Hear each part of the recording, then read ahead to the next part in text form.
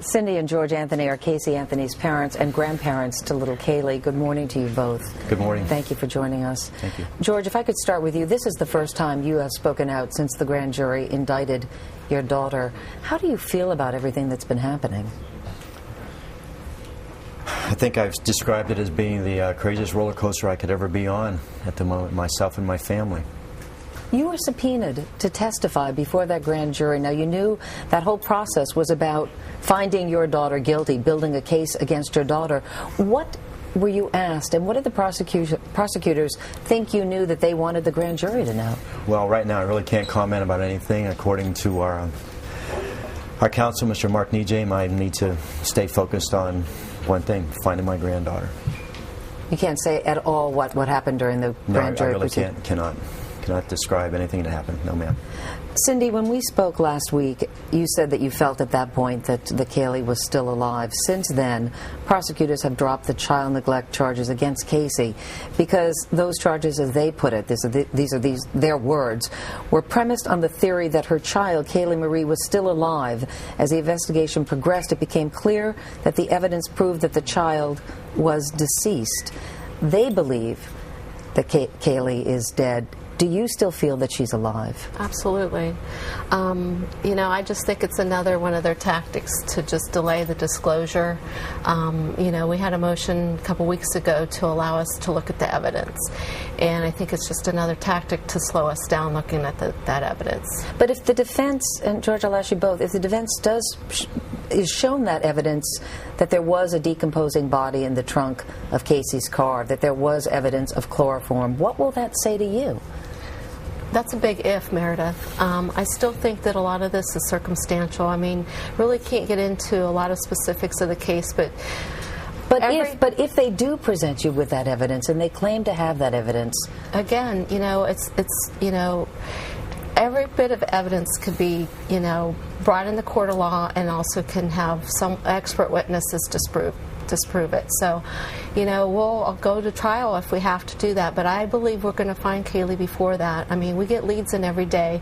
We've established a new tip line for Kaylee, and, you know, we're working diligently. We have investigators working, you know, so I'm very hopeful that we're going to find her.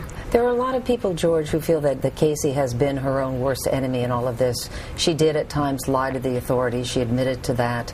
We have pictures of her partying after her daughter disappeared, shopping, video of her shopping, that she doesn't come across as what people think a distraught mom should be behaving like if your daughter is missing. Help us understand her behavior. Well, to describe my daughter, I can describe her in a lot of different ways, and the best way is to say she's a great mom.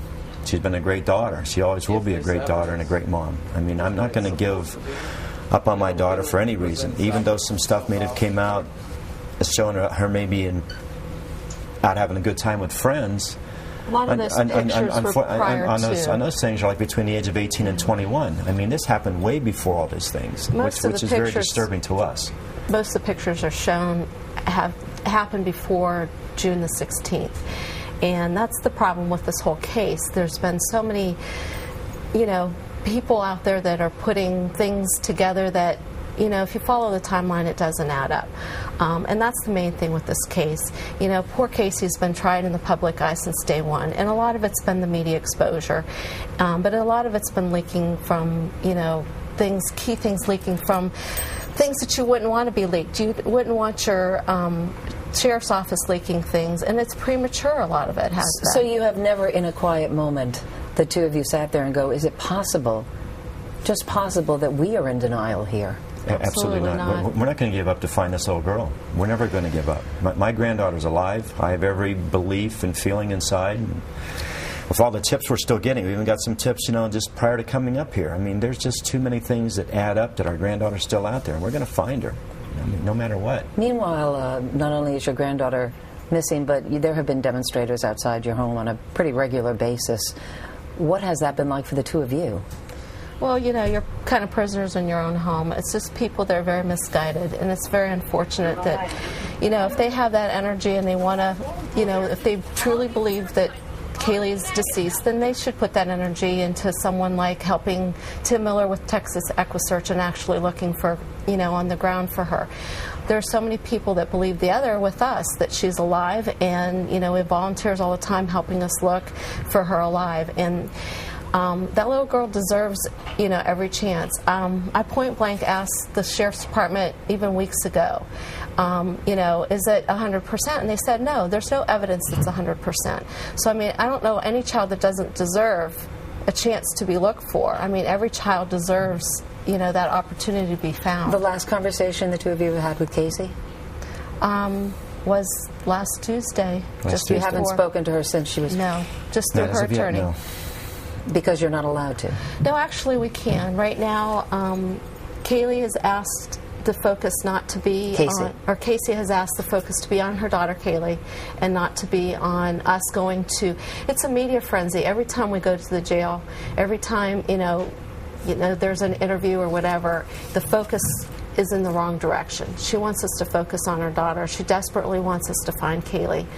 She's a grieving mom, and who's to say, how you react when someone takes someone that you love. We've been criticized how we've acted.